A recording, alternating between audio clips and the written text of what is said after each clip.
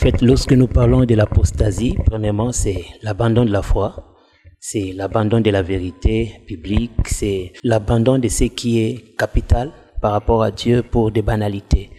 Alors, aujourd'hui, lorsque nous parlons de l'apostasie moderne, il y a certaines personnes qui, au fait, ne font pas des veaux d'or comme au temps des Aaron, mais seulement ils ont une certaine manière de vivre. Par leur manière, au fait, ils abandonnent aussi, ils reflètent aussi un abandon de leur foi. Déjà, premièrement, lorsque on est attaché au monde plutôt que à Christ, lorsque pour nous chrétiens, le monde devient une priorité des priorités, lorsque pour nous chrétiens, le monde devient la chose à ne pas céder, lorsqu'on veut avoir son cœur, ses pensées, tout son être dans ce qui est du monde, au fait, on aura moins la pensée de voir Jésus. Donc, la Bible elle-même dit que celui qui veut se faire ami du monde, en tout cas, il ne peut pas être ami de Dieu. Donc, c'est un danger qui amène à l'apostasie. Le fait d'être trop attaché au monde, d'aimer plus le monde que Jésus, c'est déjà un départ, c'est déjà un processus qui déclenche l'apostasie. Mais aussi, lorsque on veut faire du Créateur sa divinité, lorsqu'on veut vivre avec un homme sans tenir compte qu'il n'est qu'un humain, lorsqu'on veut prendre la place de Dieu et mettre un humain, que tu aimes tes enfants, que tu aimes ta femme, que tu aimes tes amis, que tu aimes ton pasteur, si l'homme prend la place de Dieu, au fait, c'est aussi un abandon de la foi. Donc, que ce soit l'amour pour le monde, l'amour pour les hommes, lorsque ça remplace Dieu, c'est vraiment un signe de l'apostasie.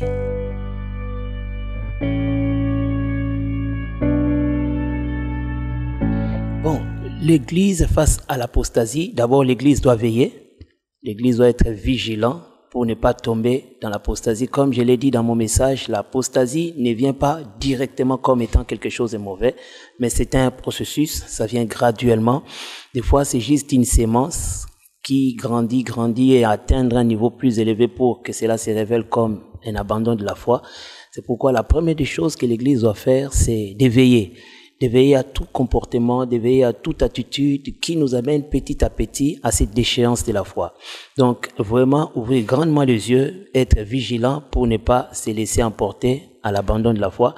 Mais deuxièmement, nous devons prier. Veiller, c'est bon, mais il faut aussi prier pour que les germes de l'apostasie, la sémence de l'apostasie ne dérangent pas nos vies. Étant chrétiens, nous ne sommes pas appelés à vivre avec Christ pour un temps déterminé. Au fait, nous sommes sur la terre, mais il y a une éternité qui nous attend. Alors, il nous faut impérativement demeurer avec lui d'abord dans la prière. C'est par la prière que nous pouvons rester et vaincre l'apostasie. Mais troisièmement, c'est aussi par la connaissance de la parole, la connaissance des Écritures. La Bible dit que mon peuple périt par manque de connaissances. Lorsque vous n'avez pas de connaissances, facilement le diable peut venir vous tromper, vous manipuler, vous séduire et vous amener loin de la foi. Il faut avoir la connaissance pour détecter qu'ici, il y a le diable, ici, il y a Dieu. Et ça permet à ce que nous puissions maintenir notre foi intacte. Dans une de vos citations, je cite, toute promesse du diable. Au fait, le diable, il promet des choses. Et même aussi, Dieu nous promet le bonheur, Dieu nous promet l'élévation, il nous promet la bénédiction. Le diable aussi fait des promesses. Il a des personnes aussi auprès de qui il leur dit, si tu me fais ça, je te ferai ça. Si tu fais ça, je te bénirai, je te ferai ça. Alors, tout ce que le diable pense te donner, te cache des choses que tu n'as pas encore vues. Il peut te donner du travail, mais en tout cas, il te cache quelque chose qui va voler dans ta vie. Alors, tout ce qu'il pense te donner, lorsque tu ne fais pas attention, lui, dans sa conception, il va prendre plus que ce qu'il ne t'a donné. Donc, les promesses du diable ne cachent que le malheur, ne cachent que la mort, ne cachent que la déchéance. Ça ne nous amène au regret. Donc, c'est pourquoi toute promesse du diable cache quelque chose pour ta mort, pour ta destruction.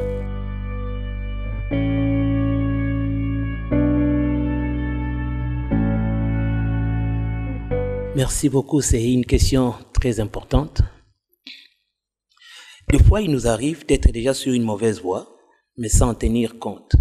Des fois, quelqu'un peut être déjà mal entouré, fréquenter de mauvais endroits, mais ne pas éveiller, ne pas faire attention qu'il est déjà sur une pente qui l'amène à l'apostasie.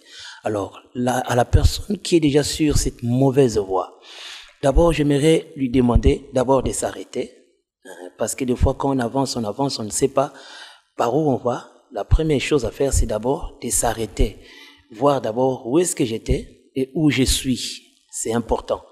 Tu viens de quelque part, tu menais une certaine vie, on t'appelait frère, tu étais zélé pour l'œuvre de Dieu, et voilà, tu vis dans un certain style de vie qui est contrairement à la parole de Dieu.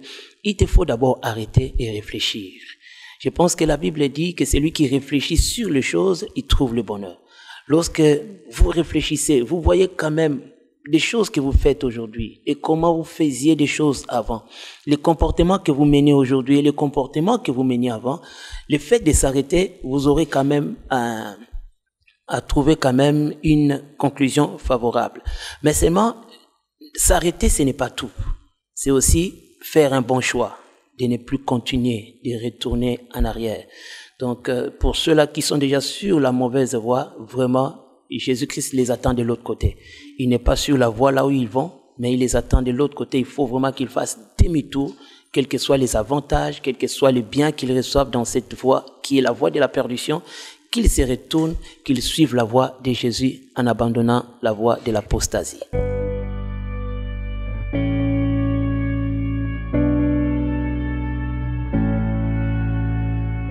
Merci. Nous sommes en train de parler des signes de fin des temps. Au fait, les signes, ce sont des panneaux, ce sont des rappels qui nous rappellent simplement que Christ va revenir. Nous l'avons dit que le retour de Christ est irréversible, donc c'est déjà déclenché. Nous allons petit à petit vers ce grand retour que nous attendons tous. Alors, par rapport à ces retours, nous disons qu'il y a déjà des signes qui se manifestent et qui révèlent que Christ va revenir. Nous avons dit que l'évangile sera annoncé partout dans le monde. Et plus l'évangile entre dans des pays même qui n'étaient pas accessibles à l'évangile, ça prouve réellement que Christ n'est plus très loin. Et deuxièmement, la Bible nous a parlé des faux Christ, des faux prophètes, des faux docteurs. Et nous en avons. Et de plus en plus, les faux Christ se manifestent. Quelqu'un peut se lever un bon matin et se dire qu'il est Christ. Il peut s'appeler Dieu, mal compris, Dieu bien compris. Tout ça, ça révèle simplement que Christ reviendra bientôt. Et troisièmement, nous avons parlé d'Israël. Israël qui aujourd'hui existe comme une nation, alors qu'en l'an 70, il n'y avait pas la nation d'Israël, parce que Titus, qui était un général romain, avait totalement détruit Israël, mais aujourd'hui, en 1948, l'Israël s'est reconstruit comme une nation. Ça prouve réellement que la promesse de Dieu s'était accomplie, car Dieu avait dit qu'il va restaurer sa nation, il va ramener son peuple de partout pour les mettre ensemble. Et c'est comme ça qu'il y avait plus de 100 nations qui avaient reçu les enfants d'Israël, qui sont eux tous revenus vers leur terre divine, la terre de Dieu. Et quatrièmement, nous avons dit aussi l'apostasie, qui est un signe du retour de Christ. Et l'apostasie, c'est tout simplement l'abandon de la foi, l'abandon de la vérité pour des hérésies. Alors, nous avons dit aussi que plus dans l'Ancien Testament, il y avait déjà de ceux-là qui abandonnaient Dieu pour des faux d'or, pour l'idolâtrie. Dans le Nouveau Testament, la Bible nous présente aussi Hyménée et Alexandre dans 1 Timothée 1, verset 19 à 20, des personnes qui autrefois marchaient avec Pierre, mais qui un jour s'étaient décidées de se désolidariser avec Pierre, de commencer à faire autre chose. Ils avaient abandonné la foi. Alors, abandonner la foi, c'est renier simplement Christ. C'est choisir une autre voie qui t'amène à la perdition. Christ viendra pour son peuple. Et lorsque tu abandonnes ta foi, c'est comme si tu renies ton salut et Christ ne peut venir pour toi. Il viendra pour l'épouse, il ne viendra que pour ceux-là qui sont restés fidèles à la foi. Aujourd'hui, nous avons un problème. Le combat de la foi consiste simplement à maintenir, à garder sa foi intacte.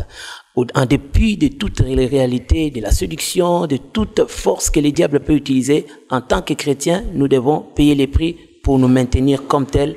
Rester chrétien, ça demande un prix à payer. Donc, c'est un peu ça, la synthèse des messages que j'avais donnés, en grosso modo.